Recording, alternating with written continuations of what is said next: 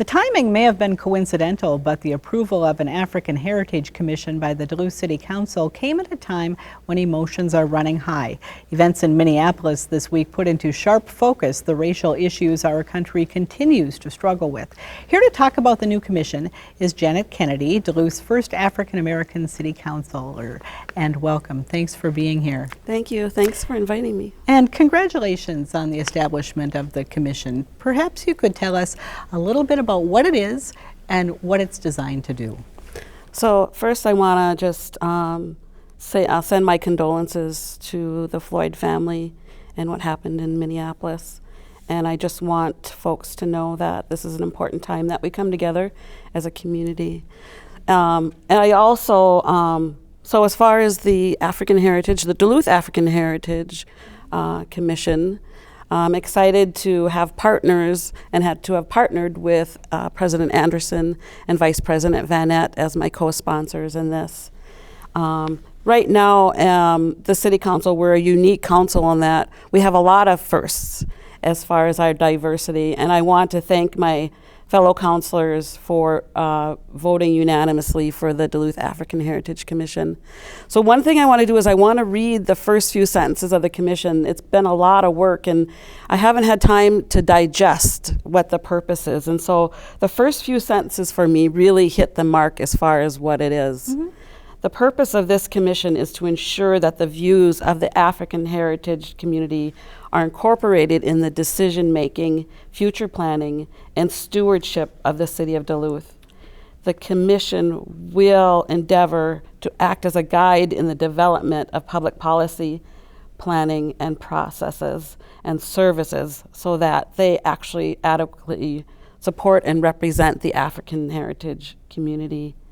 The community will also endeavor to helping understanding and acceptance of African heritage community and culture, and to increase the involvement of the African heritage community in all aspects of our city government. Mm-hmm. I think that's really important to stress that, and it's even more important than just expressing my own words and my unique experiences to what this commission will be doing. Mm-hmm. Do you feel that the views and the voice of the African heritage community has been left out of decisions in the past, or really hasn't been at the table in Duluth? I would say there's a both. You know, there's some historic racism that has happened over that, and historically policies have left us out of that conversation. It's really only been about 50 years that we even really had the ability to be engaged in that, and so today the city of Duluth and my fellow councilors and our community has stepped up and said that we're going to begin to value the voices of African heritage people. And more importantly, this commission will help to make those voices and people to feel relevant. Mm-hmm. Are there specific disparities that you see in terms of education or employment or healthcare that you really think need to be addressed? All of the above that you mentioned. If you look at the social determinants of health, the social, economic, environmental impacts of our life expectancies, and that it's been identified even during COVID that African heritage, Black, Indigenous, and people of color are facing disparities. Overall, even before COVID, there's an 11-year difference in life expectancy in Duluth, depending on where you live, your zip code, but also if you happen to be a person of color, you will live less. Mm-hmm. And you're very active in that community health arena, even organizing some mask drives during COVID. Was there a good response to that? Yes, we've had a great response, and I hope people are staying abreast to that. You can always check out the NAACP website, but we've done around 7 mask distributions, mm-hmm. Which have also included some hand sanitizers, some essential necessities, some food, and so we've had an overwhelming need in our community. And forming this commission and understanding those needs, especially during a COVID time, this commission will help the city to be more proactive and how we're addressing the people that have the most need during a COVID pandemic and even without that. Now, you grew up in Duluth. Yes. What was that experience like in terms of acceptance and opportunity? Do you feel that there was a lot of racism that you faced along the way? There's a lot of barriers. There's a lot of barriers being a woman, right? And being a woman of color, there's even more barriers.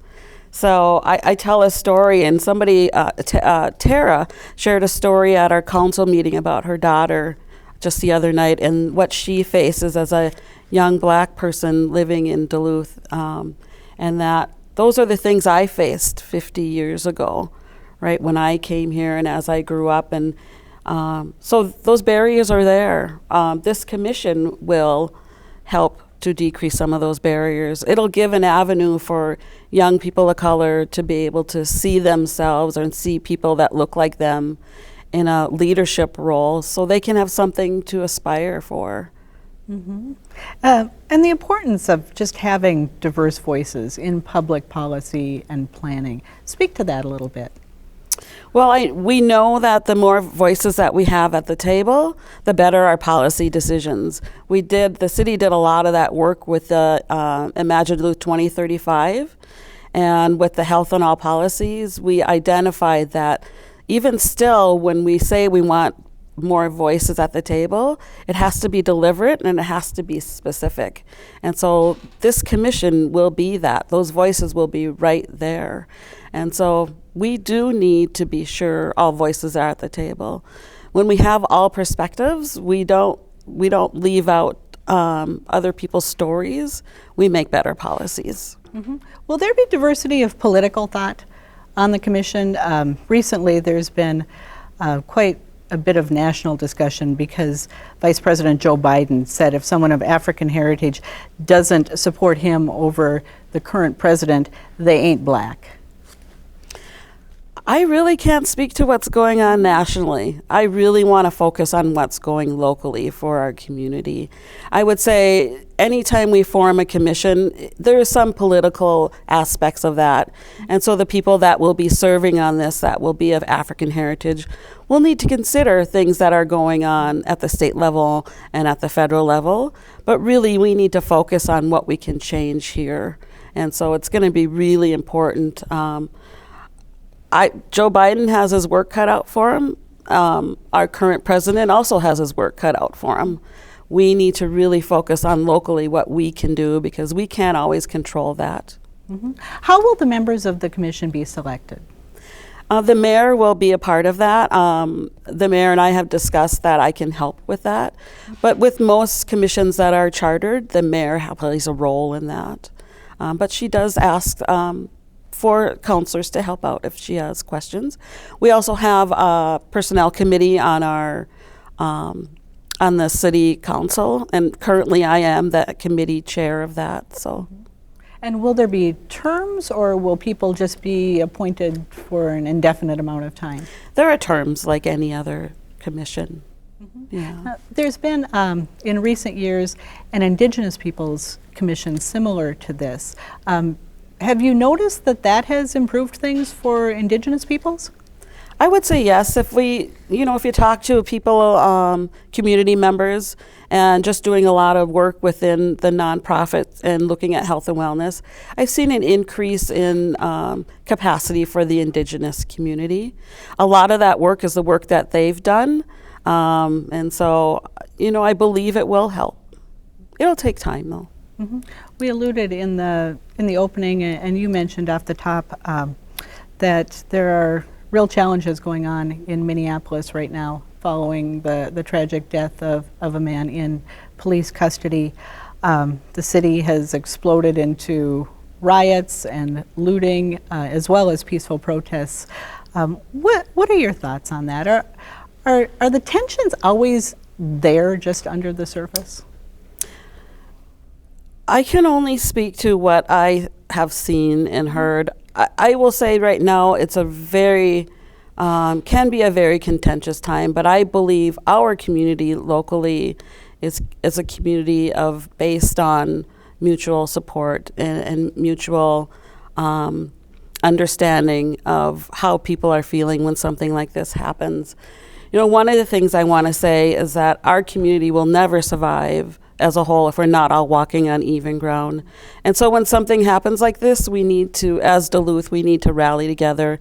I know that the mayor has given some support and has reached out to the NAACP. I will say that this is not my story to tell as an African heritage woman. I really, truly want to leave that space open for an African heritage man to be able to talk about how he feels. It impacts me, and I feel very grieved about what happened, but I also want to be able to be that person that can continue to move us forward. Mm-hmm. And do you think that having this commission in place, helping to guide policy and decisions, is a good step in that direction?